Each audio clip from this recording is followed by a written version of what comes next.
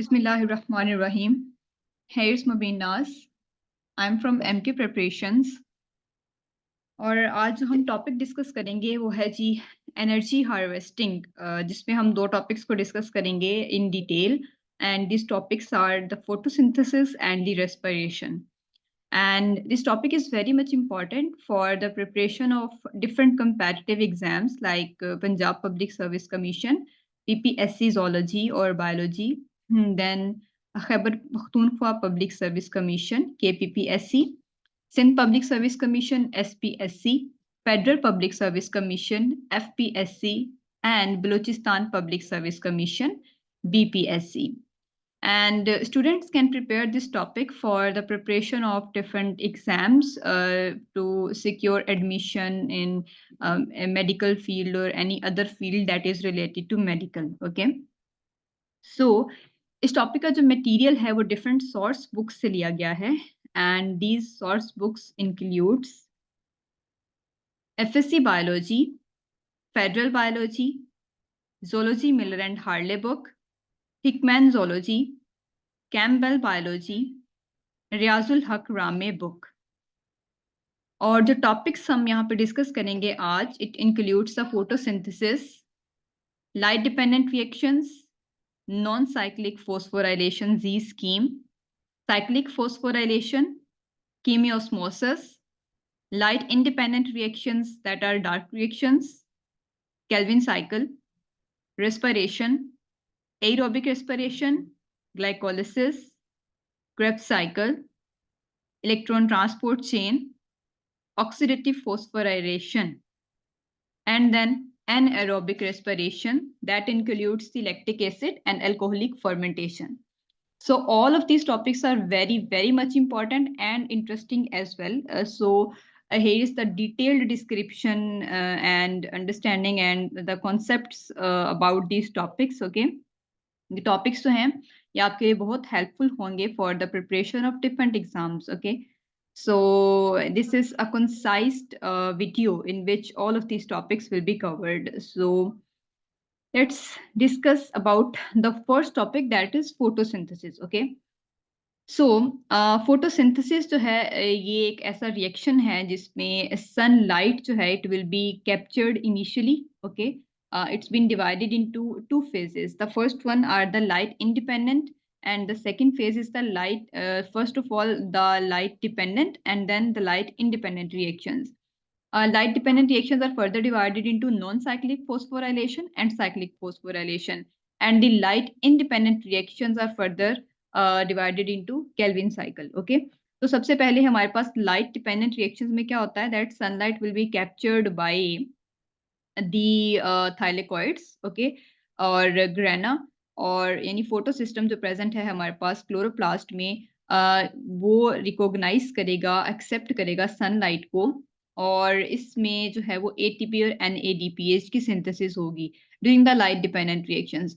And after that ये जो ATP और NADPH हैं they will be released in the stroma of the chloroplast. Okay, और वहाँ पे कार्बन डाइऑक्साइड जो है उसको फिक्स किया जाएगा using the NADPH reducing power. ठीक है, using the NADPH reducing power, the carbon dioxide will be reduced to the sugars. Okay, और इसमें जो एनर्जी यूज होगी वो ATP की यूज होगी. ठीक है, और ये जो प्रोसेस है ये लाइट इंडिपेंडेंट रिएक्शन है.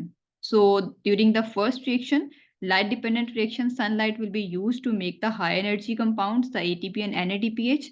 And in light independent reactions or Kelvin cycle that is taking place in the stroma, the energy of ATP and the reducing power of NADPH will be used to reduce the carbon dioxide to the sugars. Okay, ये हमारे पास दो important reactions हैं, light dependent and light independent reactions. So here is a brief summary of the photosynthesis again. ये हमारे पास light dependent reactions में जो चीजें utilise हो रही हैं as raw material, this one is water. Okay, और सन लाइट जो है it will be captured by the thylakoid और by the photo system.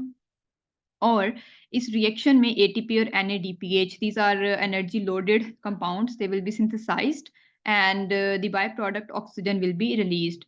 And during the light independent reactions, the carbon dioxide will be fixed using the energy of ATP and by the reducing power of NADPH to the glucose. Okay, and इसमें जो चीज by product के तौर पे release होगी, it will be water. So first of all, we'll discuss in detail about the light-dependent reactions. So the first phase of the light-dependent reactions is the non-cyclic phosphorylation, or you can say the Z scheme. Okay. So non cyclic phosphorylation और जी scheme, ये हमारे पास एक detailed diagram है, इसको हम one by one discuss करेंगे. So first one is when photo system 2 is going to absorb the sunlight. ठीक है, हमारे पास फर्स्ट रिएक्शन में क्या होता है कि these are the two photo systems, the photo system 2 and the photo system 1. ये जो फोटो सिस्टम्स हैं, they are located on the membranes of the thylakoids. Okay, and ये जो photo systems हैं, these are actually the clusters of the photosynthetic pigments like the chlorophyll A, B, carotenoids and so on. ठीक है, तो ये जो photo systems हैं, these are the clusters of the light absorbing pigments. और two types के photo systems हैं. First one is P680 and the second one is P700. Okay, designated as the photosystem 2 and the photosystem 1. Okay, सो ये जो photo systems हैं, इनका काम होता है लाइट को कैप्चर करना. ठीक है, फोटो सिस्टम फिर जो है वो फर्दर 102 पार्ट्स में डिवाइडेड होता है, जिसमें फर्स्ट वन तो एंटीना कॉम्प्लेक्स है, that will directly absorb the sunlight. और उसके बाद रिएक्शन सेंटर है, जहाँ से इलेक्ट्रॉन्स एक्साइट होंगे और इलेक्ट्रॉन ट्रांसपोर्ट चेन में मूव करेंगे. ठीक है, तो फर्स्ट स्टेप में क्या है हमारे पास, कि फोटो सिस्टम 2 जो है वो सनलाइट को एब्जॉर्ब करेगा, as you can see here. ठीक है, और यहाँ से एक इलेक्ट्रॉन एक्साइट होगा to the higher energy level in the reaction centre of the chlorophyll P680, और यहाँ से ये मूव करके जाएगा प्राइमरी इलेक्ट्रॉन एक्सेप्टर के पास. ठीक है, फोटो सिस्टम 2 का रिएक्शन सेंटर है जिसमें क्लोरोफिल ए प्रेजेंट है, तो वहां से इलेक्ट्रॉन्स एक्साइट होंगे और वो फर्दर कनेक्टेड होता है, रिएक्शन सेंटर जो है वो फर्दर कनेक्टेड होता है प्राइमरी इलेक्ट्रॉन एक्सेप्टर से. और ये प्राइमरी इलेक्ट्रॉन एक्सेप्टर जो है ये कनेक्टेड है जी इलेक्ट्रॉन ट्रांसपोर्ट चेन से. तो फर्स्ट ऑफ ऑल, जैसे ही सनलाइट फॉल करेगी फोटो सिस्टम 2 पे, the electrons will be excited and they will move towards the primary electron acceptor. Okay, so this oxidized chlorophyll is now a very strong oxidizing agent. ठीक है, यानी जो हमारे पास chlorophyll है जहां से इलेक्ट्रॉन्स एक्साइट हो चुके हैं, रिमूवल ऑफ इलेक्ट्रॉन्स मींस इसकी ऑक्सीडेशन हो चुकी है. ठीक है, और ये अब एक खुद ऑक्सीडाइजिंग एजेंट है, ये किसी और की ऑक्सीडेशन कर सकता है. तो यहाँ से इसमें एक होल क्रिएट हो जाएगा फॉर द इलेक्ट्रॉन्स, और ये जो होल है it will be filled up by the photolysis. Okay, so the hole is filled by the electrons which are extracted by the enzyme from the water. ठीक है, next है जी हमारे पास कि this reaction separates a water molecule into two hydrogen and one oxygen atom which immediately combine with an other oxygen atom to form the oxygen. ठीक है, तो हमारे पास यहाँ पे क्या होगा कि photolysis, photo means water light and lysis means breakdown. In the presence of sunlight there will be the breakdown of the water. ठीक है, as you can see here, sunlight की प्रेजेंस में वाटर की होगी जी ब्रेकडाउन, और इससे release होंगे protons and electrons as well as oxygen. तो जो ऑक्सीजन है हमारे पास एटॉमिक फॉर्म में, ये ऑक्सीजन कंबाइन करेगी और मॉलिक्यूलर फॉर्म में यहाँ से रिलीज हो जाएगी. तो that is the first step of the photosynthesis, जहाँ से ऑक्सीजन जो है वो as a by product release हो जाती है. ठीक है, during the non cyclic electron flow.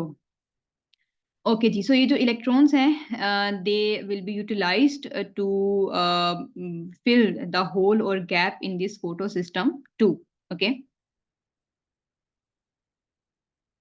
Okay जी, सो नाउ जो इलेक्ट्रॉन्स प्राइमरी इलेक्ट्रॉन एक्सेप्टर के पास मूव कर चुके हैं, now they are moving towards the electron transport chain. Okay, so you can see here each photoexcited electron passes from the primary acceptor to the electron transport chain.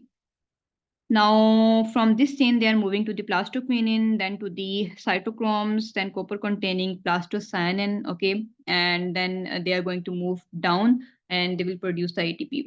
So from the primary electron acceptor, ये जो electrons हैं ये electron transport chain के जो carriers हैं उन पे move करेंगे. ठीक है, ट्रांसफर किए जाएंगे इन कैरियर्स को. तो the primary electron acceptor it will transfer the electrons first to the plastoquinin, then to the cytochrome complex, and then to the plastocyanin. जैसे जैसे इलेक्ट्रॉन्स जो हैं down the concentration gradient move कर रहे हैं, इनसे जो एनर्जी रिलीज होगी, it will be used to attach the ADP with the phosphate to make the ATP. Okay. Okay, ji. So this step is known as the photophosphorylation. Means in the presence of sunlight, the synthesis of the ATP. It is known as the photophosphorylation. Then हमारे पास क्या होगा कि this is known as non-cyclic photophosphorylation because electrons are moving in a non-cyclic way. And like ATP generated, it will be used for providing the energy to the different chemical reactions taking place in the cells. Okay. अब हमारे पास है photosystem 1. इस photosystem 1 के साथ भी वही काम होता है जी. सनलाइट फॉल करती है और इसके भी इलेक्ट्रॉन्स एक्साइट होकर प्राइमरी एक्सेप्टर के पास चले जाते हैं और इसमें जो होल क्रिएट होगा, एक गैप क्रिएट होगा, it will be filled up by the electrons coming from the previous or you can say first electron transport chain. जो इलेक्ट्रॉन्स यहाँ से मूव करके आ रहे हैं वो इसके गैप को फिल करेंगे. यहाँ पे अगेन से फोटोलाइसिस नहीं होगी फॉर फिलिंग दिस गैप और this hole. Okay.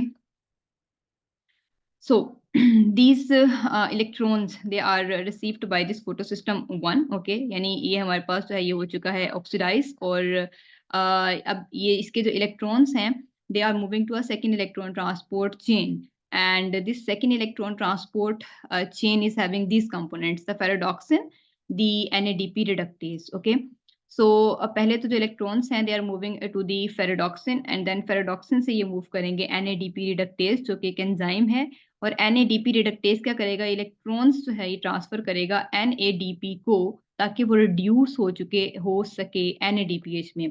So the things that are going to receive the electrons उनकी क्या हो जाती है, reduction. As you can see here, यहाँ पे हमारे पास फोटो सिस्टम 2, इसने इलेक्ट्रॉन्स रिसीव किए और इसकी रिडक्शन हो गई और जब इसमें से इलेक्ट्रॉन्स रिलीज हुए तो इसकी ऑक्सीडेशन हो गई. ठीक है. सिमिलरली यहाँ से जब इलेक्ट्रॉन्स एक्साइट हुए तो इसकी ऑक्सीडेशन हो गई और जब इसने रिसीव किए तो इसकी हो गई रिडक्शन. ठीक है. तो gaining of electrons is known as reduction and lose of electrons is known as oxidation. Okay. So next क्या होगा जी हमारे पास यहाँ पे as you can see here कि जो प्रोटॉन्स यहाँ से रिलीज हुए और जो इलेक्ट्रॉन्स यहाँ से इलेक्ट्रॉन ट्रांसपोर्ट चेन से मूव करके आ रहे हैं they are combined together to reduce this NADP to NADPH. So in this non-cyclic phosphorylation, you observe that the electrons are moving in a non-cyclic way. ठीक है. और इलेक्ट्रॉन्स की movement से एक तो एनर्जी की सिंथेसिस हो रही है in the form of ATP और एक और एनर्जी लोडेड कंपाउंड की सिंथेसिस हो रही है that is known as the NADPH. Okay. So now cyclic phosphorylation. तो साइक्लिक फोस्फोराइलेशन में सिंपली होता है जी कि जब सेल ATP जो कि नॉन साइक्लिक फोस्फोराइलेशन में इसकी सिंथेसिस हो रही है उस ATP को बाकी सेल मैक्सिमम अमाउंट में यूज कर रहा है. ठीक है. तो it will lead to the deficiency of the ATP in the cell and उस ATP की सिंथेसिस को मैक्सिमाइज करने के लिए जो नॉन साइक्लिक फोस्फोराइलेशन है it will be shifted to the cyclic phosphorylation.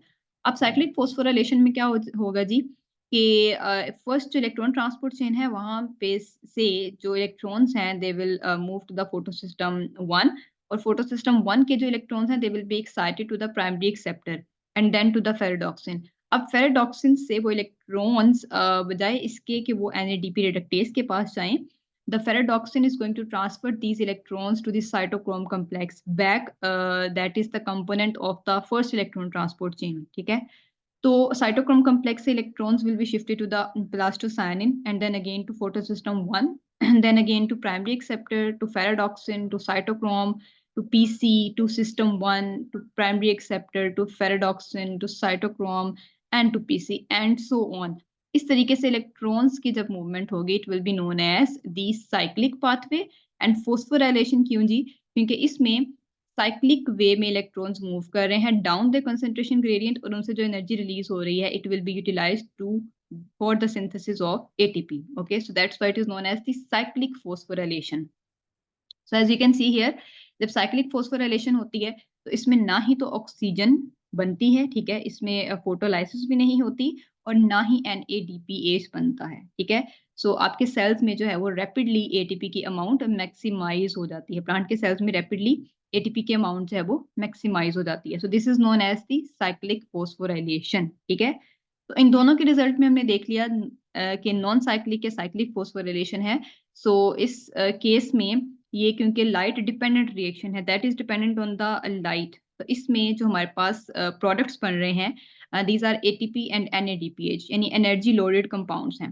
लेकिन आपने यहाँ पे ये नहीं ऑब्जर्व किया कि इसमें शुगर की सिंथेसिस हो रही है।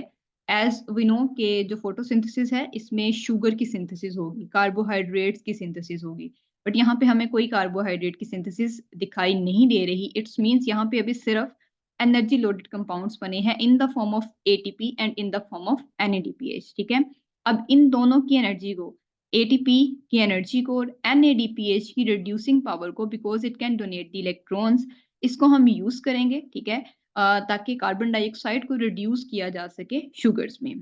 तो एक नेक्स्ट स्टेप में होगा that will be the Calvin cycle. Okay, so next one is the कीमियोस्मोसिस।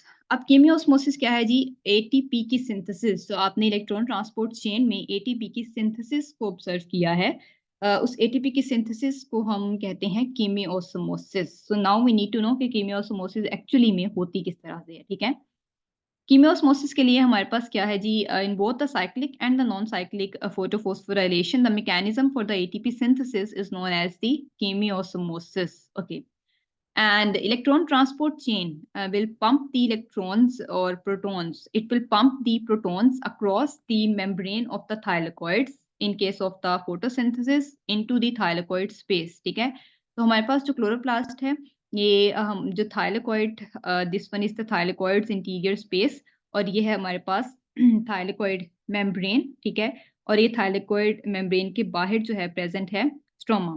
तो this one is stroma and thylakoid membrane and this one is the thylakoid's interior space. ठीक है, so as we know कि thylakoid membrane जो है वहीं पे located होता है फोटोसिस्टम भी, और वहीं पे ही लोकेटेड है इलेक्ट्रॉन ट्रांसपोर्ट चेन भी।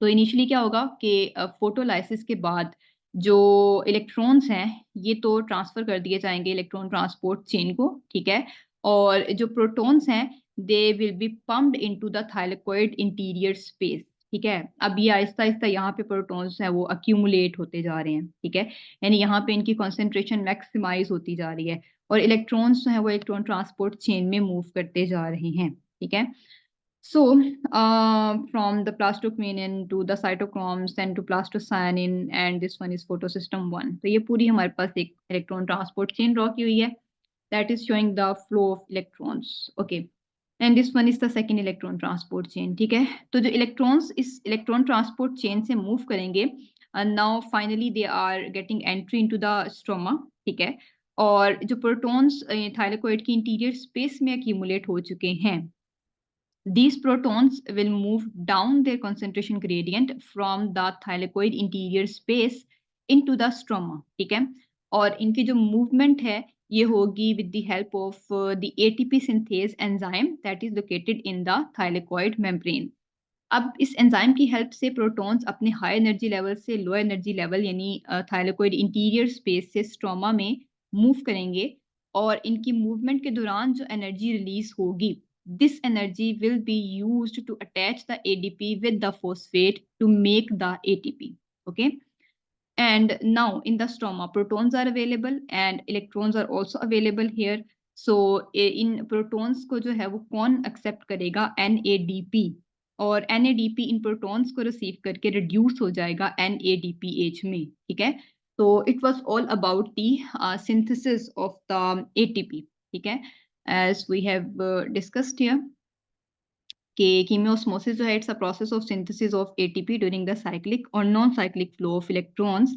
During the photolysis, electrons will be transferred to transport chain and protons will be pumped into the thylakoid interior space. Now, protons will get entry into the stroma along with the concentration gradient with the help of ATP synthase enzyme. And the energy released during their movement will be used to synthesize the ATP. And at the end, the protons will reduce the NADP to NADPH. Okay. So, next हमारे पास एक छोटी सी summary है light dependent stage की, कि इसमें input के तौर पे जो चीज़ें यूज़ होती हैं वो है water, ADP, phosphate and NADP. और एट द एंड हमें जो आउटपुट मिलती है वो है ऑक्सीजन, ठीक है, और एटीपी और NADPH, these are the energy loaded compounds. Now light independent reactions और you can say the dark reactions, जिन्हें हम केल्विन साइकिल भी कहते हैं। लाइट इंडिपेंडेंट रिएक्शंस जो हैं ये होते कहाँ पे हैं जी? ये होते हैं स्ट्रोमा ऑफ द क्लोरोप्लास्ट में। क्लोरोप्लास्ट में जो थाइलेकोइड की मेम्ब्रेन है वहाँ हमने देखा कि लाइट डिपेंडेंट रिएक्शंस होंगे और वहाँ से एटीपी और एनएडीपीएच बन के जो है वो स्ट्रोमा में आ जाएंगे, ठीक है। और स्ट्रोमा में फिर एटीपी की एनर्जी को और एनएडीपीएच की रिड्यूसिंग पावर को यूज किया जाएगा for reducing the carbon dioxide to sugars, okay. So इसमें लाइट तो रिक्वायर्ड नहीं होती और एटीपी और एनएडीपीएच को यूज किया जाता है, that are the products of the light dependent reactions, okay. And you can see here is a brief summary. Carbon dioxide using the NADPH reducing power and the ATP energy, it will be reduced to the carbohydrate releasing NADP, ADP, phosphates and the water, okay. So Kelvin cycle is also known as the C3 pathway. So let's have a look on this Kelvin cycle. It was first described by a scientist and the name of the scientist is the Melvin Kelvin, okay, and his colleagues. And he discovered this cycle in University of California, and he was also awarded with the Nobel Prize in 1961, okay. So what is the Kelvin cycle or C3 pathway actually? There is a cyclic series of the reactions catalyzed by the enzymes by which the carbon is fixed and reduced, resulting in the synthesis of the sugar during the dark reactions of the photosynthesis. Okay, so ये हमारे पास एक proper definition है Kelvin cycle की. Kelvin cycle is further divided into three phases. The first one is the carbon fixation, second is the reduction, and third one is the regeneration of the carbon dioxide accepted, that is ribulose bisphosphate. So first one is the carbon fixation, ठीक है। तो ये हमारे पास Kelvin cycle as it has been shown here, ये जो chloroplast है इसके stroma में होगा, ठीक है। तो कार्बन फिक्सेशन में क्या होगा जी कि initially we are going to incorporate the carbon dioxide into organic matter. So हमारे पास initially 3 molecules of carbon dioxide are actually required to produce the 1 molecule of carbohydrate that is known as the triose sugar, ठीक है। एक triose sugar को बनाने के लिए we need 3 molecules of carbon dioxide, ठीक है। So as you can see here, इनको आप reduce कर सकते हैं 3 में because यहाँ पे हम 2 triose sugars obtain करेंगे using the 6 carbon dioxides, okay। और 3 carbon dioxide के साथ we'll obtain only 1 triose sugar. So Calvin cycle start कब होगा? जब कार्बन डाइऑक्साइड रिएक्ट करेगा जी एक जो है वो 5 कार्बन शुगर के साथ, that is known as the ribulose bisphosphate, ठीक है। When carbon dioxide 1 molecule of carbon dioxide will react with 1 molecule of ribulose 1,5 bisphosphate bisphosphate protein, okay, and it will form 1, and this protein is actually 5 carbon protein, okay. So 1 carbon of carbon dioxide and 5 carbons of ribulose 1,5 bisphosphate, they will combine to form a 6 carbon compound that is actually a short lived intermediate. और ये जो reaction है ये हमारे पास एक most important enzyme की presence में होगा, that is known as the rubisco enzyme, ठीक है। ये जो रुबिस्को है ये वर्ल्ड में, पूरे वर्ल्ड में पाई जाने वाली मोस्ट अबंडेंट प्रोटीन है, और you can say the most abundant protein present in the chloroplast, okay. और इस रुबिस्को का फुल नेम जो है, this one is the ribulose bisphosphate carboxylase as well as oxygenase, ठीक है। ये ना सिर्फ कार्बन डाइऑक्साइड को बल्कि ऑक्सीजन को भी फिक्स कर सकता है। देन हमारे पास नेक्स्ट स्टेप में क्या होगा जी कि ये जो हमारे पास 6 कार्बन इंटरमीडिएट है, ठीक है, this 6 carbon intermediate will be broken down into 2 molecules of 3 carbons, okay, and इस molecule का नाम क्या है? 3-phosphoglycerate, PGA, okay, और या इसको आप phosphoglyceric acid भी कह सकते हैं, ठीक है। तो एक मॉलिक्यूल जो है वो 2 में स्प्लिट होगा, और अगर हमारे पास 6 हैं तो डेफिनेटली ये 12 मॉलिक्यूल्स में स्प्लिट होंगे, each molecule having the 3 carbon atoms. तो यहाँ पे हमारे पास कार्बन फिक्सेशन हो चुकी है, यानी इसका जो कार्बन डाइऑक्साइड है it's been fixed in the form of sugars, okay. Now हमारे पास क्योंकि इनिशियली जो शुगर है वो 3 कार्बन शुगर है, इसलिए इस साइकिल को हम C3 पाथवे कहते हैं, ठीक है? इनिशियली कार्बन डाइऑक्साइड की फिक्सेशन के बाद जो शुगर बनेगी, it will be a 3 carbon sugar, that's why this reaction is known as the C3 pathway और द केल्विन साइकिल। देन हमारे पास है रिडक्शन, कि जो हमारे पास शुगर है इसको रिड्यूस करना है टू द यूजेबल फॉर्म। तो 3 फॉस्फोग्लिसरेट एक जो हमारे पास 3 फॉस्फोग्लिसरेट है, ये क्या करेगा जी? It will be converted into 1,3 bis phosphoglycerate, ठीक है? ये 1,3 बिस फॉस्फोग्लिसरेट में कन्वर्ट होगा carrying the 1 phosphate by the utilisation of the 1 molecule of ATP. अगर एक एटीपी का मॉलिक्यूल यूज हो और तो ये कन्वर्ट होगा एक एडीपी में, रिलीजिंग द 1 फॉस्फेट, और एक फॉस्फेट जो है वो इस 3 फॉस्फोग्लिसरेट के कार्बन नंबर 1 के साथ अटैच हो जाएगा, ठीक है? As you can see here, initially 3 के साथ एक फॉस्फेट ऑलरेडी अटैच है, अब यहाँ पे कार्बन नंबर 1 के साथ भी एक फॉस्फेट अटैच होगा। तो अगर हमारे पास 12 मॉलिक्यूल्स हैं तो डेफिनिटली 12 एटीपी के मॉलिक्यूल्स यहाँ पे यूज होंगे, ठीक है? ताकि हर एक के साथ जो है वो एक एक पोजीशन नंबर 1 पे और कार्बन नंबर 1 पे फॉस्फेट अटैच हो सके।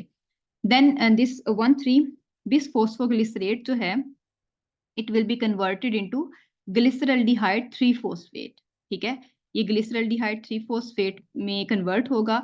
यहाँ पे जो पोजीशन 1 पे फॉस्फेट है, ये रिलीज हो जाएगा इन the form of inorganic phosphate, ठीक है? और इसमें हमारे पास जो NADPH है उसकी रिड्यूसिंग पावर यूज की जाएगी, and it will lead to the reduction of this 1,3 bis phosphoglycerate into glyceraldehyde 3 phosphate, ठीक है? 1,3 bis phosphoglycerate को NADPH के प्रोटॉन्स दिए जाएंगे और इसकी रिडक्शन हो जाएगी ग्लिसरल्डिहाइड 3 phosphate में, okay? So you can see here this 1,3 bis phosphoglycerate is reduced to the glyceraldehyde 3 phosphate, ठीक है? सो हमारे पास 12 मॉलिक्यूल्स हैं ग्लिसरल्डिहाइड 3 फॉस्फेट के। अब इन 12 मॉलिक्यूल्स में से अगर हम कंसीडर करें, यहाँ पे 6 हैं विद द 3 कार्बन डाइऑक्साइड, यहाँ पे हमारे पास 6 मॉलिक्यूल्स हों, तो उन 6 में से एक लीव कर जाता है, ठीक है? G3P का एक मॉलिक्यूल लीव कर जाएगा साइकिल को। अगर 12 हैं तो definitely 2 molecules will leave the cycle, ठीक है? और इसमें हमारे पास जो है वो these 2 molecules are going to be converted into the glucose and the other sugars, और जो यहाँ पे रिमेनिंग 10 मॉलिक्यूल्स होंगे ये रिसाइकलिंग के लिए जाएंगे, ठीक है?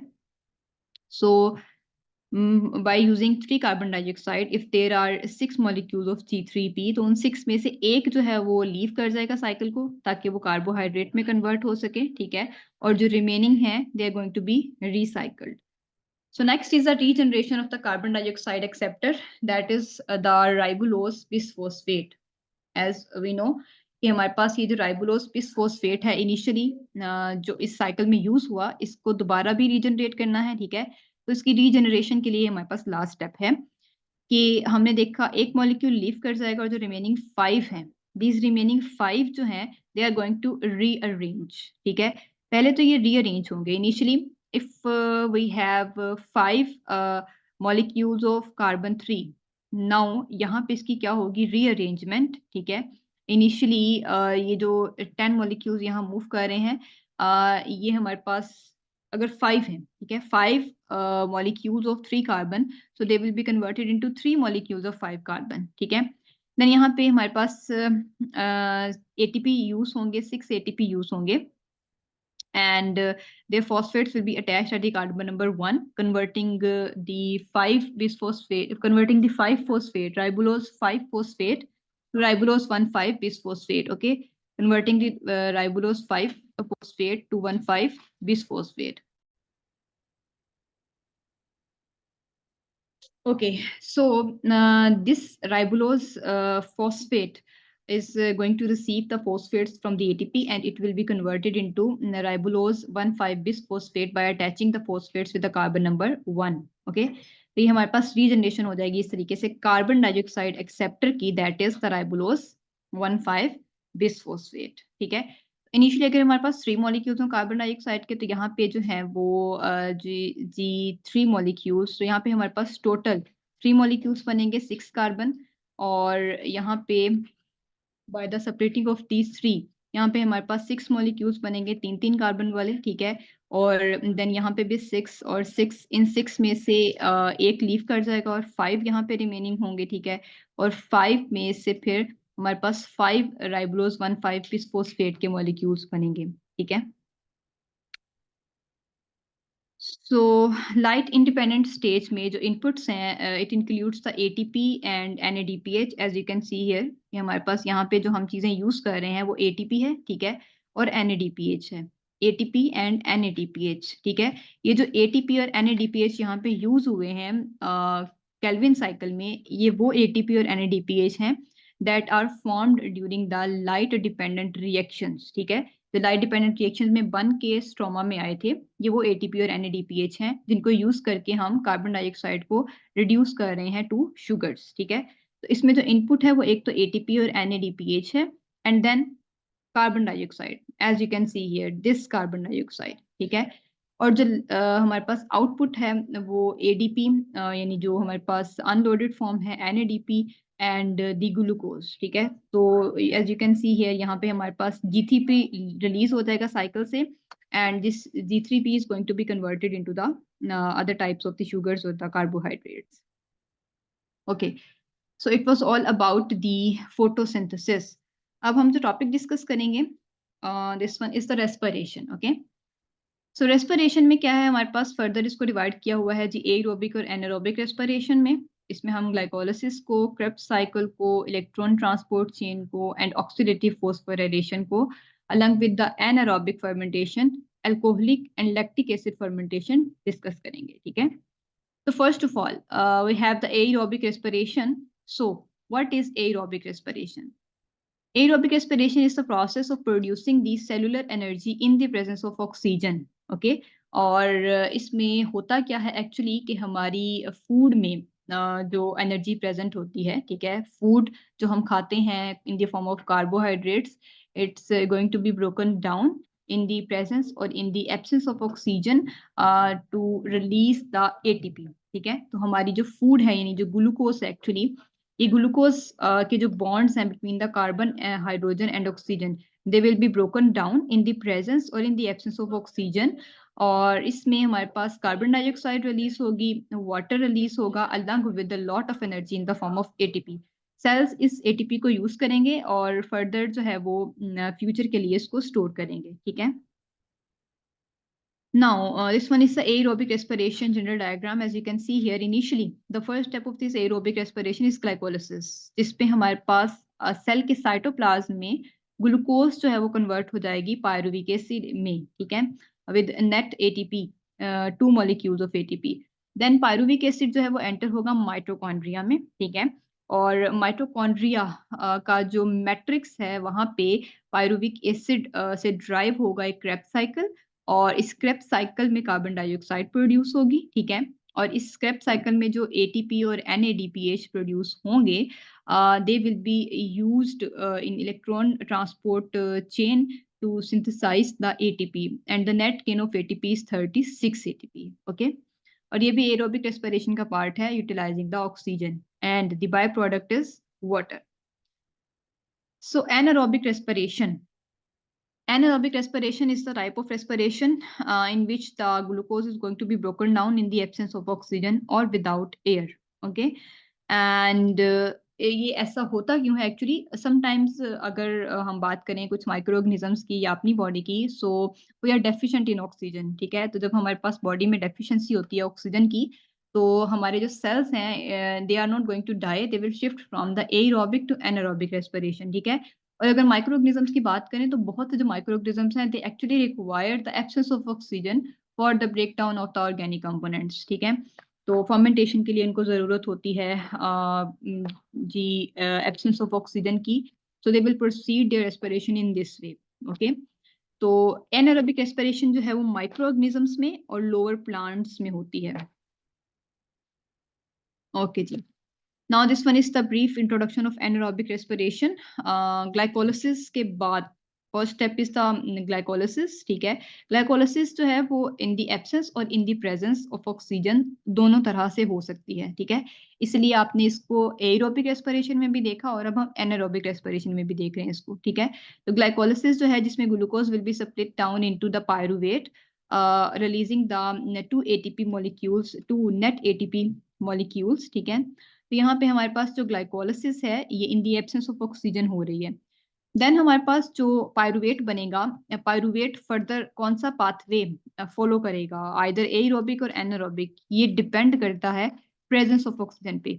अगर ऑक्सीजन अवेलेबल होगी तो पायरुवेट जो है वो क्रेब्स साइकिल की तरफ जाएगा, और अगर ऑक्सीजन अवेलेबल नहीं है तो पायरुवेट जो है वो एनारोबिक रेस्पिरेशन को फॉलो करेगा, इंक्लूडिंग द इथेनॉल फर्मेंटेशन और lactate fermentation. Okay, we're going to discuss these types in detail as well. So here is a brief difference between the aerobic और anaerobic respiration. एरोबिक रेस्पिरेशन में जो है वो oxygen की presence required है, और anaerobic में इन दी एब्सेंस ऑफ ऑक्सीजन ये रिएक्शंस होंगे, ठीक है। एंड देन हमारे पास एरोबिक रेस्पिरेशन जो है ये साइटोप्लाज्म में और माइटोकॉन्ड्रिया में होती है, साइटोप्लाज्म में ग्लाइकोलिसिस और माइटोकॉन्ड्रिया में Krebs cycle. And anaerobic respiration जो है ये सिर्फ और सिर्फ साइटोप्लाज्म में होगी, ठीक है। और एरोबिक रेस्पिरेशन में glucose is going to be broken down into carbon dioxide and water, लेकिन एनारोबिक रेस्पिरेशन में glucose is going to be broken down into the ethanol और ethyl alcohol along with the carbon dioxide and energy as well as lactic acid. Okay, and aerobic respiration जो है वो all higher organisms including the mammals में होती है, और anaerobic respiration जो है ये lower organisms specifically microorganisms including the bacteria and yeast that is the unicellular fungi उसमें होगी, ठीक है। और समटाइम्स हमारी ह्यूमंस की बॉडी में भी होगी, ठीक है। So first step is the glycolysis. Glycolysis जो है हमारे पास it takes place in the cytosol of the cell. इसमें होता क्या है actually, the glucose molecule, one glucose molecule is going to be split down into 2 molecules of the pyruvic acid, releasing the ATP, releasing 2 molecules of ATP and 2 molecules of NADH, ठीक है। तो इसमें हमारे पास जो है जी फर्दर जो है ये फाउंडेशन है बेसिकली दोनों तरह की रेस्पिरेशन के लिए, एरोबिक और एनारोबिक के लिए भी, ठीक है। ये दोनों तरह की रेस्पिरेशन में ग्लाइकोलिसिस होगी ही होगी। एंड आफ्टर दैट जो पायरुवेट बनता है उसका जो फेट है, यानी जो उसकी किस्मत है कि वो कहाँ जाएगा, टुवर्ड्स द एरोबिक रेस्पिरेशन और towards the anaerobic respiration, it depends upon the availability of the oxygen, ठीक है। Then there are two phases of the glycolysis. The first one is the preparatory phase. तो preparatory phase जो है ये initial phase है। इसमें क्या होता है एक्चुअली, दो मॉलिक्यूल्स जो है एटीपी के वो इन्वेस्ट करने पड़ते हैं, यानी यूज होते हैं, ठीक है। और देन इसमें हमारे पास जो एक हेक्सोस शुगर है, it will be broken down into 2 ट्रायोसिस, ठीक है। एंड इन 2 ट्रायोसिस के नेम्स क्या हैं जी, glyceraldehyde three phosphate and dihydroxy acetone phosphate. Okay, then हमारे पास है जी ऑक्सीडेटिव या पे ऑफ फेज। इसमें क्या होगा, इस G3P और DAP की होगी जी ऑक्सीडेशन, ठीक है। और पे ऑफ फेज इसको इसलिए कहा जाता है क्योंकि इनिशियली प्रेपरेटरी फेज में तो जो है वो यूज हुए थे हमारे पास जो एटीपी के मॉलिक्यूल्स हैं, लेकिन ये पे ऑफ फेज जो है इसमें एटीपी के मॉलिक्यूल्स की सिंथेसिस होगी, ठीक है। तो it involves the oxidation of G3P and DAP। Preparatory phase में जो G3P और DAP बने हैं they are going to be oxidized, okay. और देन preparatory phase में 2 molecules of ATP were utilized, but now in oxidative or payoff phase, there is the formation of 4 molecules of ATP and 2 molecules of NADH, ठीक है। And at the end of this oxidative or payoff phase, you will observe 2 molecules of pyruvate, ठीक है। Okay जी, सो preparatory phase के हम steps को discuss करते हैं। तो यू कैन सी हियर हमारे पास जो फर्स्ट स्टेप है, फर्स्ट स्टेप में क्या होता है जी कि इसको हम डिटेल में डिस्कस करते हैं जी। फर्स्ट स्टेप में ये जो हमारे पास ग्लूकोज है, this one is 6 carbon compound, okay. तो फर्स्ट स्टेप में एक एंजाइम है that is known as the hexokinase enzyme. Wherever you going to see this kinase enzyme, ये काइनेज एंजाइम जो है इसको रेफर किया जाता है विद एटीपी, क्योंकि it's going to supply the phosphates, ठीक है। तो in the presence of ATP, this hexokinase enzyme will cause the phosphorylation of this glucose molecule. ये एटीपी से एक फॉस्फेट को रिलीज करवाएगा और इसको ग्लूकोज के कार्बन नंबर 6 के साथ अटैच करेगा, यानी glucose is going to be phosphorylated to the glucose 6 phosphate, okay.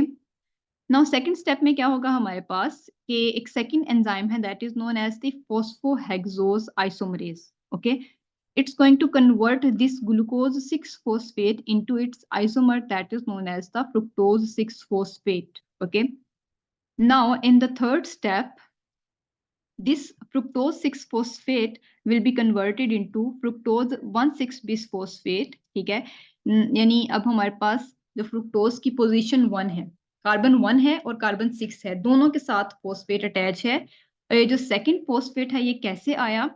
ये आया है जी एक और एटीपी का मॉलिक्यूल जब यहाँ पे यूज हुआ. ठीक है, तो with the help of the enzyme the phosphofructokinase. ठीक है, यानी ये एंजाइम क्या करेगा, अब ये फ्रुक्टोकाइनेज एंजाइम है, ये फ्रुक्टोज के साथ ये फोस्फोफ्रुक्टो है, यानी ये फ्रुक्टोज की क्या करेगा, फोस्फोराइलेशन करेगा. ठीक है, और उसके लिए जो फोस्फेट है it will be provided by the ATP molecule. ठीक है, देन हमारे पास क्या है जी कि एक फोर्थ स्टेप, उसमें फ्रुक्टोज 1,6-bisphosphate जो कि एक 6 कार्बन कंपाउंड है, it will be broken down into 2 molecules of the 3 carbon compounds, the dihydroxyacetone phosphate and the glyceraldehyde 3-phosphate. और ये जो रिएक्शन है it will be with the help of this aldolase enzyme. ठीक है, these two are the isomers of each other. Okay, now we are having this payoff phase. तो payoff face में जो है वो हमारे पास fifth step क्या होगा, this one is the fifth step. इस फिफ्थ स्टेप में क्या होगा जी, हमारे पास ट्राइओस फोस्फेट डीहाइड्रोजिनेज एंजाइम. ये एंजाइम क्या करेगा, ये NAD की रिडक्शन करवा देगा NADH में, और इसकी रिडक्शन के लिए जो प्रोटॉन्स ले रहा है वो कहाँ से ले रहा है, डाईहाइड्रोक्सी एसीटोन फोस्फेट से और ग्लिसरल्डिहाइड 3-phosphate से. It means these two compounds are going to release their protons. Okay, and these protons will be accepted by the triose phosphate dehydrogenase enzyme, and this enzyme will transfer these protons to NAD for its reduction to NADH. ठीक है, और यहाँ पे inorganic phosphate भी एक add होगा इन दोनों molecules में एट देयर पोजीशन 1. तो डाईहाइड्रोक्सी एसीटोन फोस्फेट हो या ग्लिसरल्डिहाइड 3-phosphate हो, both of these are going to converted into 1,3-bisphosphoglycerate. Okay, ये हमारे पास सी फिफ्थ स्टेप है. And then after that we are having the sixth step. अब इस सिक्स्थ स्टेप में क्या होगा, एक और एंजाइम है फोस्फोग्लिसरिक एसिड काइनेज.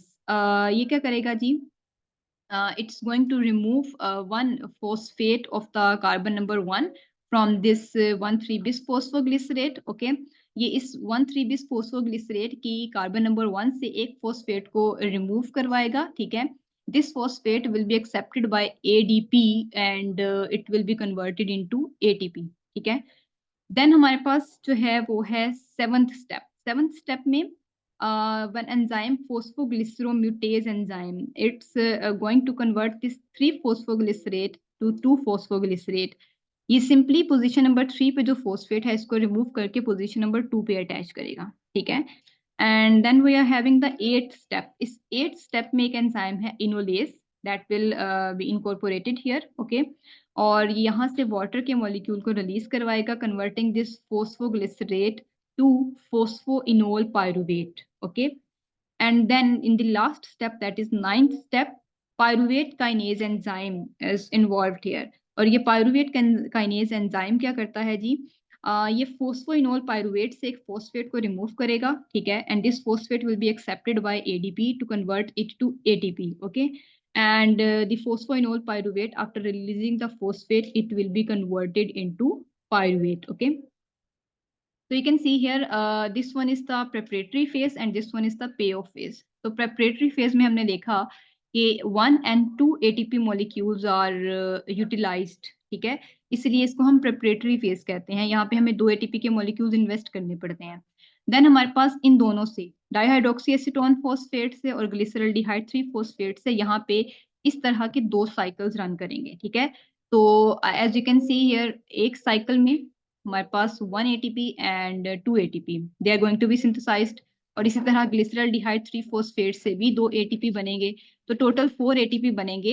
एंड ये जो यूज हुए हैं इन 2 को माइनस करके हमारे पास नेट गेन जो है वो ATP का 2 बचता है. ठीक है, देन NADH को हम बात करें तो NADH, एक NADH का मॉलिक्यूल यहाँ पे सिंथेसाइज्ड होगा फर्स्ट स्टेप में, ठीक है, during the oxidation of dihydroxy acetone and glyceraldehyde three phosphate, ठीक है, क्योंकि ये हाइड्रोजन को रिमूव करता है तो इनकी ऑक्सीडेशन हो जाती है और NAD रिड्यूस हो जाता है NADH में, तो इन दोनों से एक एक NADH2 बनेगा, मीन्स टोटल 2 NADH जो है वो इस ग्लाइकोलाइसिस पाथवे में बनेंगे, ठीक है। दैट्स वाई इनकी ऑक्सीडेशन की वजह से इसको हम ऑक्सीडेटिव फेज कहते हैं, और पे ऑफ फेज क्योंकि इसमें ATP के मॉलिक्यूल्स की सिंथेसिस हो रही है, वो यूटिलाइज नहीं हो रही, ठीक है। देन हमारे पास अब ग्लाइकोलाइसिस के बाद जो पायरुवेट बन चुका है, पायरुवेट फर्दर कहाँ जाएगा, इसका जो फेट है it's dependent on the availability of oxygen जी। अगर तो ऑक्सीजन अवेलेबल है तो जो पायरुवेट है it will follow the aerobic respiration, यानी ये माइटोकॉन्ड्रिया में मूव करेगा और यहाँ से सिट्रिक एसिड साइकिल या क्रेब्स साइकिल जो है माइटोकॉन्ड्रिया में उसको डिराइव करेगा, ठीक है। लेकिन अगर ऑक्सीजन अवेलेबल नहीं है then it will undergo the anaerobic respiration. तो pyruvate in the absence of oxygen या तो लैक्टिक एसिड में कन्वर्ट होगा या फिर अल्कोहल में कन्वर्ट होगा, ठीक है। Now the Krebs cycle. So Krebs cycle का जो फर्स्ट स्टेप है this is the pyruvic acid oxidation, ठीक है, कि जो हमारे पास पायरुविक एसिड या पायरुवेट बना है ग्लाइकोलाइसिस में, सबसे पहले जो माइटोकॉन्ड्रिया है उसमें उसके मैट्रिक्स में एंटर होने से पहले जो माइटोकॉन्ड्रिया की मेम्ब्रेन होगी वहां पे पायरुविक एसिड की ऑक्सीडेशन होगी, ठीक है। तो यू कैन सी हियर कि हमारे पास की एक पायरुविक एसिड है, ठीक है। फर्स्ट ऑफ ऑल इस पायरुविक एसिड में से इसमें कोएंजाइम ए ऐड किया जाएगा, ठीक है, और इसका एक कार्बोक्सिलिक ग्रुप रिमूव हो जाएगा, कोएंजाइम ए ऐड किया जाएगा, ठीक है, और इस दौरान इससे हाइड्रोजन जो रिमूव होंगे they will be utilised to reduce this NAD to NADH, ठीक है, और ये जो इसका कार्बोक्सिलिक ग्रुप है in the form of carbon dioxide ये रिलीज हो जाएगा। तो in the first step carboxyl group is removed from the pyruvate, releasing the carbon dioxide. In the second step, NAD is reduced to NADH using these protons, okay? And then in the third step, the acetyl group is transferred to this coenzyme A, okay? To this coenzyme A, acetyl group is transferred. This acetyl group is transferred to the coenzyme A, forming the acetyl coenzyme A, ठीक है। तो pyruvate पहले जो 3 carbon molecule था, now it's going to be converted into a 2 carbon molecule that is known as acetyl coenzyme A, ठीक है, by the process of decarboxylation यानी removal of the carbon dioxide, ठीक है। Okay जी, so 3 carbon pyruvate has been converted into 2 carbon acetyl coenzyme A by the process of decarboxylation, removing its carbon dioxide. अब जो acetyl coenzyme ए है it will get entry into the mitochondrial matrix, ठीक है। तो इसके different step हैं। Step 1 में क्या होगा जी, acetyl coenzyme A will react with, क्योंकि 2 कार्बन कंपाउंड है, it will react with the 4 carbon compound oxaloacetate and it will be converted into a 6 carbon compound citrate, and this reaction will take place in the presence of an enzyme, the citrate synthase enzyme, okay। और इस reaction में जो coenzyme A का molecule है it will be released. Now, in the second step, this citrate is going to be converted into isocitrate, that is with the help of the enzyme aconitase enzyme, okay, और इसमें एक water का molecule add up होगा। In the third step, the isocitrate is going to be converted into the alpha ketoglutarate, okay, so alpha ketoglutarate, and during this reaction there is decarboxylation, यानी एक carbon dioxide का molecule release हो रहा है, ठीक है, and NAD is reduced to NADH, और इसको रिड्यूस करने के लिए जो प्रोटॉन्स हैं they will be supplied by the isocitrate. It's means कि आइसोसिट्रेट की यहाँ पे ऑक्सीडेशन हो रही है, ठीक है, और इस रिएक्शन में जो एंजाइम इन्वॉल्व है this one is the isocitrate dehydrogenase, okay. Then हमारे पास है जी फोर्थ स्टेप जिसमें alpha ketoglutarate will be converted into succinyl compound, that is succinyl coenzyme A, ठीक है। यहाँ से क्योंकि एक कार्बन डाइऑक्साइड रिलीज हो गया था तो ये जो अल्फा कीटोग्लूटारेट है ये 5 कार्बन कंपाउंड है। Now this 5 carbon compound alpha ketoglutarate will be converted into the 4 carbon compound succinyl coenzyme ए। अब 4 कार्बन कंपाउंड क्यों, यहाँ पे एक और कार्बन डाइऑक्साइड यानी एक और कार्बन रिलीज हो गया है, दैट्स वाई यहाँ पे 6 देन 5 क्योंकि एक कार्बन रिलीज हो गया, देन 4 क्योंकि एक और कार्बन रिलीज हो गया, ठीक है। तो सक्सिनाइल कोएंजाइम ए, यहाँ पे कोएंजाइम ए को ऐड किया जाएगा, ठीक है, and NAD will be reduced to NADH using the hydrogen ions of the alpha ketoglutarate, यानी अल्फा कीटोग्लूटारेट की यहाँ पे ऑक्सीडेशन हो रही है, and this reaction will take place in the presence of enzyme alpha ketoglutarate dehydrogenase. Okay, then हमारे पास है जी फिफ्थ स्टेप, जिसमें this succinyl coenzyme A will be converted into the succinate, ठीक है, removing the coenzyme A in the presence of enzyme succinyl coenzyme A synthetase, okay, and here a free energy change will take place.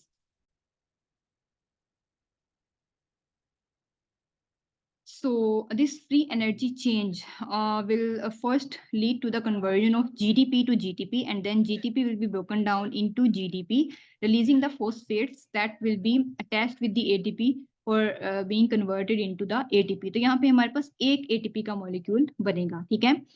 Then है जी हमारे पास six step में this succinate that is a 4 carbon compound, ये convert होगा एक 4 carbon compound फ्यूमारेट में, ठीक है, एंड इसमें FAD is going to be reduced into FADH2 using the protons of the succinate, ठीक है, यानी सक्सिनेट की यहाँ पे ऑक्सीडेशन हो रही है और सक्सिनेट से हाइड्रोजन रिमूव हो रहे हैं, और यहाँ पे जो एंजाइम यूज होगा this one is succinic dehydrogenase, यानी ये सक्सिनिक एसिड से यानी सक्सिनेट से ये हाइड्रोजन को रिमूव कर रहा है, ठीक है। देन हमारे पास जो है वो स्टेप 7 है। In this step 7, the fumarate is going to be converted into the malate, that is also a 4 carbon compound, by the entry of water, and this takes place in the presence of enzyme fumarase. Then in the 8th step, the malate is going to be converted into the 4 carbon compound oxaloacetate in the presence of enzyme malate dehydrogenase, which will remove the hydrogen atoms from the malate, and these hydrogen atoms will reduce the NAD to NADH. Okay, so it was all about the Krebs cycle, ठीक है। हम Krebs cycle को जो है वो एक दफा summarise कर लेते हैं before we are moving to the other steps. So इस Krebs cycle में जो है as you can see here NADH की सिंथेसिस हो रही है during this one Krebs cycle, यानी एक पायरुवेट से एक पायरुविक एसिड से जो एक Krebs cycle रन करेगा उसमें हमारे पास 1, 2 and 3 molecules of NADH will be produced and 1 direct ATP will be produced. Okay, now we are moving towards the electron transport chain, the respiratory chain. तो ये जो इलेक्ट्रॉन ट्रांसपोर्ट चेन या respiratory chain है it will take place in the membrane of the inner mitochondria. Okay, inner mitochondrial membrane. So electron transport chain is the cluster of the proteins that transfer the electrons through a membrane within the mitochondria to form a gradient of protons that drive the creation of adenosine triphosphate. ठीक है, तो electron transport chain होती कहाँ पे जी है, inner mitochondrial membrane में, and oxidative phosphorylation is the synthesis of ATP in the presence of oxygen. And oxidative phosphorylation different steps में होती है. First step क्या है, is the creation of electrochemical gradient, ठीक है. Then second step है ATP synthase that will lead to the diffusion of protons from the higher to lower concentration, okay, leading to the synthesis of ATP. और third step है acception of electrons by the oxygen to form the water. तो first step generating the proton motive force, तो यहाँ पे हमारे पास क्या है जी, ये as you can see here this one is the generation of a proton motive force, ठीक है। इनिशियली हमारे पास जो NADH बना है Krebs साइकिल में, जो NADH और ATP बने हैं, 1 NADH is equal to 3 ATP molecules and 1 FADH2 is equals to 2 ATP molecules. एक NADH से हमारे पास 3 ATP के मॉलिक्यूल्स बनेंगे और एक FADH2 से 2 ATP के मॉलिक्यूल्स बनेंगे, ठीक है। तो जो NADH और FADH2 हमारे पास बने हैं Krebs साइकिल में, now we need to make direct ATPs from these NADH and FADH2, ठीक है। तो इनकी ऑक्सीडेशन होगी, यानी इनके जो प्रोटॉन्स हैं they will be utilized to make the ATP. तो यहाँ पे हमारे पास पूरी इलेक्ट्रॉन ट्रांसपोर्ट चेन है, ठीक है, and this membrane is the inner mitochondrial membrane. ये हमारे पास इनर माइटोकॉन्ड्रियल मेम्ब्रेन है, this one is the inter membrane space, ठीक है, और this one is the matrix of the mitochondria. Initially NADH की होगी सेपरेटिंग और इसके जो इलेक्ट्रॉन्स हैं ये इलेक्ट्रॉन ट्रांसपोर्ट चेन पे मूव करेंगे, ठीक है। और जो प्रोटॉन्स हैं they will be stored in the intermembrane space. तो the protons are going to be accumulate within the intermembrane space, ठीक है, creating a proton motive force. यानी यहाँ पे हाई कॉन्सेंट्रेशन है प्रोटॉन्स की और मैट्रिक्स में लोअर कॉन्सेंट्रेशन है प्रोटॉन्स की, ठीक है। देन स्टेप 2 क्या है हमारे पास, इसी मेम्ब्रेन में, इनर माइटोकॉन्ड्रियल मेम्ब्रेन में एक एंजाइम है that is known as the ATP synthase enzyme, ठीक है। तो जब इलेक्ट्रॉन्स इलेक्ट्रॉन ट्रांसपोर्ट चेन से मूव करके माइटोकॉन्ड्रियल मैट्रिक्स में आएंगे, ठीक है, तो इनको एक्सेप्ट करने के लिए तो ऑक्सीजन अवेलेबल होती है यहाँ पे। लेकिन जो प्रोटॉन्स यहाँ पे अक्यूमुलेट हो चुके हैं इंटर मेम्ब्रेन स्पेस में, now these protons are moving down the electrochemical gradient from the higher concentration to the lower concentration area, from the intermembrane space to the mitochondrial matrix with the help of enzyme that is the ATP synthase enzyme, okay। तो protons सब move करेंगे through ATP synthase from intermembrane space or from higher concentration to the matrix or to the lower concentration। तो इनकी जो energy release होगी it will be used to make the ATP, okay। Then है reduction of oxygen. तो reduction of oxygen में क्या होता है जी हमारे पास कि these electrons that were moving down their concentration gradient or that were moving down their gradient along the respiratory chain और इलेक्ट्रॉन ट्रांसपोर्ट चेन, ये आ जाएंगे जी माइटोकॉन्ड्रियल मैट्रिक्स में। और यहाँ पे इनको एक्सेप्ट करने के लिए जो लास्ट इलेक्ट्रॉन एक्सेप्टर है वो है ऑक्सीजन, ठीक है। ऑक्सीजन इनको एक्सेप्ट करेगी and the water formation will takes place here, okay. तो हमारे पास एक इलेक्ट्रॉन ट्रांसपोर्ट चेन में हमने देखा कि कैसे NADH जो है उससे डायरेक्ट ATPs बनाई जाएंगी, ठीक है। देन है जी oxidative phosphorylation. Oxidative phosphorylation is the synthesis of ATP in the presence of oxygen. So hydrogen carriers donate the high energy electrons to the electron transport chain located on the cristae. As the electrons move through the chain, they lose the energy which is transferred to electron carriers, and these are going to be used to pump the hydrogen ions from matrix into the intermembrane space, okay। Then accumulation of protons in intermembrane space will lead to the electrochemical gradient, and then protons will be pumped into the matrix using ATP synthase, and the energy of these protons will be used for the synthesis of ATP. And finally, these electrons that were moving on the electron transport chain, they will be accepted by the oxygen for the formation or production of water. So this is the oxidative phosphorylation in the presence of oxygen.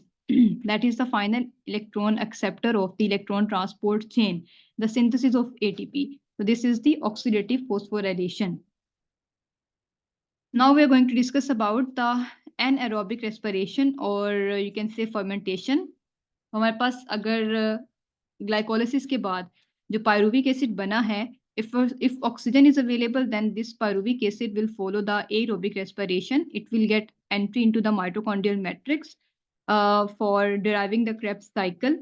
लेकिन अगर oxygen available ना हो, then pyruvic acid will follow the fermentation or anaerobic respiration. So in the absence of oxygen. So important way of making the ATP without oxygen is called the fermentation, ठीक है। fermentation अब किन organisms में होती है, एक तो bacteria और yeast, ठीक है।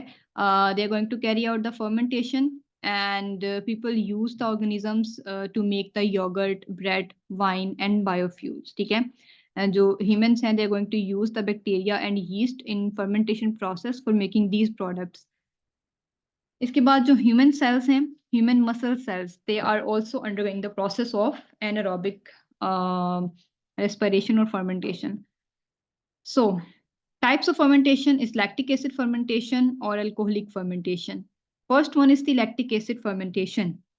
Lactic acid fermentation में क्या होता है जी कि the pyruvate that is known as the pyruvic acid from the glycolysis, it will be converted into the lactic acid. As you can see here, 2 pyruvic acid molecules will be converted into 2 lactic acid molecules.